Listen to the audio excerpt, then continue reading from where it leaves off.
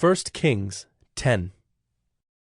Now when the queen of Sheba heard of the fame of Solomon concerning the name of the Lord, she came to test him with hard questions. She came to Jerusalem with a very great retinue, with camels bearing spices, and very much gold and precious stones.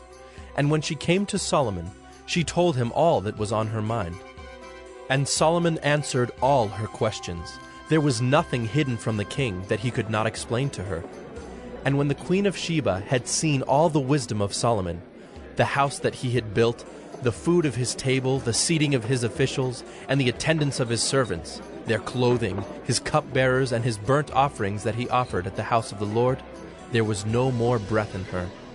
And she said to the king, "The report was true that I heard in my own land of your words and of your wisdom, but I did not believe the reports until I came and my own eyes had seen it. And behold, the half was not told me. Your wisdom and prosperity surpass the report that I heard. Happy are your men, happy are your servants who continually stand before you and hear your wisdom.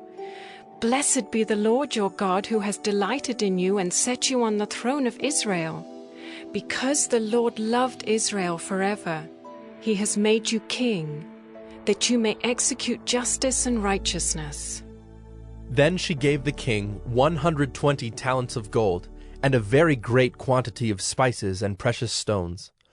Never again came such an abundance of spices as these that the queen of Sheba gave to King Solomon.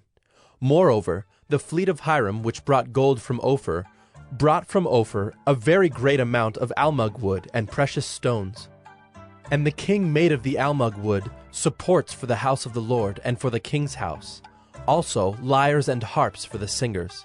No such almug wood has come or been seen to this day. And King Solomon gave to the queen of Sheba all that she desired, whatever she asked besides what was given her by the bounty of King Solomon. So she turned and went back to her own land with her servants.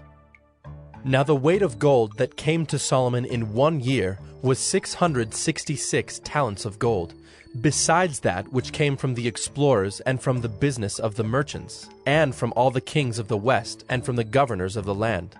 King Solomon made 200 large shields of beaten gold. 600 shekels of gold went into each shield. And he made 300 shields of beaten gold. 3 minas of gold went into each shield. And the king put them in the house of the forest of Lebanon. The king also made a great ivory throne, and overlaid it with the finest gold. The throne had 6 steps, and at the back of the throne was a calf's head. And on each side of the seat were armrests, and 2 lions standing beside the armrests. While 12 lions stood there, one on each end of a step on the 6 steps. The like of it was never made in any kingdom. All King Solomon's drinking vessels were of gold, and all the vessels of the house of the forest of Lebanon were of pure gold. None were of silver. Silver was not considered as anything in the days of Solomon.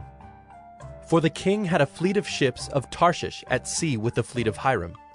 Once every 3 years, the fleet of ships of Tarshish used to come, bringing gold, silver, ivory, apes, and peacocks. Thus King Solomon excelled all the kings of the earth in riches and in wisdom. And the whole earth sought the presence of Solomon to hear his wisdom, which God had put into his mind. Every one of them brought his present, articles of silver and gold, garments, myrrh, spices, horses and mules, so much year by year. And Solomon gathered together chariots and horsemen. He had 1,400 chariots and 12,000 horsemen, whom he stationed in the chariot cities, and with the king in Jerusalem. And the king made silver as common in Jerusalem as stone, and he made cedar as plentiful as the sycamore of the Shephelah. And Solomon's import of horses was from Egypt and Cui, and the king's traders received them from Cui at a price. A chariot could be imported from Egypt for 600 shekels of silver, and a horse for 150. And so through the king's traders they were exported to all the kings of the Hittites and the kings of Syria,